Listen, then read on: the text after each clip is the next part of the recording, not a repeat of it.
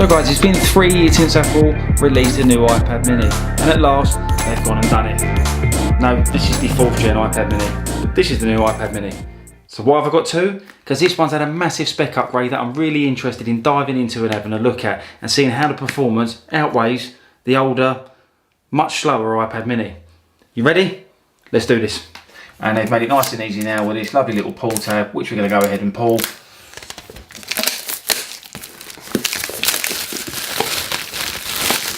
And there's a lovely rustling sound from Apple.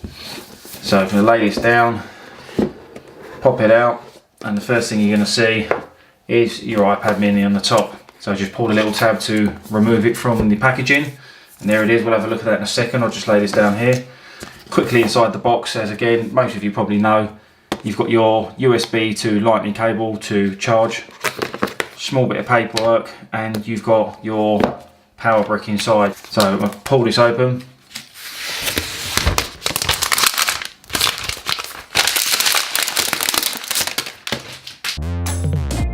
So with the new laminated screen, True Tone display and the P3 wide colour gamut, this iPad mini 5 feels smoother and more responsive while swiping between apps. With the added Apple Pencil support, this takes the iPad mini 5 to a completely different level. Okay, it only supports the 1st gen Apple Pencil, and I'm fine with that. This isn't an iPad Pro, and the 2nd gen Apple Pencil charges magnetically, and there's no way to support that on this iPad. There is an 8 megapixel camera on the back, but this is far from a photographer's dream. At 2.4 aperture, it's not the sharpest photos you've seen.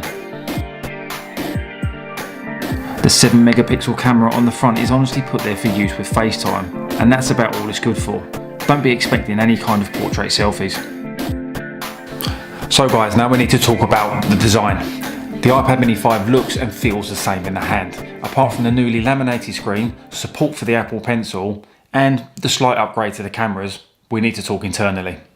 So this is housing the A12 Bionic chip from Apple. And what that honestly means is it's around 7 to 8 times faster than the previous model. And that's just insane. This iPad mini got a serious spec upgrade. So whether you're switching between apps or gaming, you're going to have no problem with power performance. It's a perfect size for carrying around, it's great for note taking, and you can literally one-hand this iPad.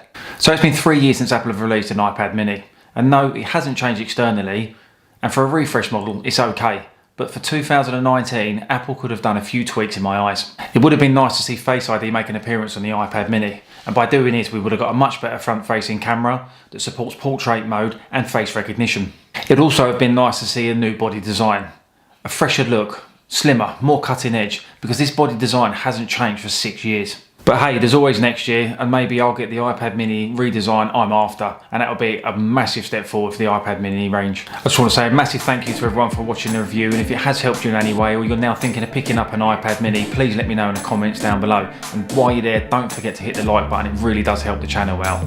Once again, thanks for watching. I'm Mark, I've got a lot more content coming up, so make sure you're subscribed, and I'll see you in the next one. Bye.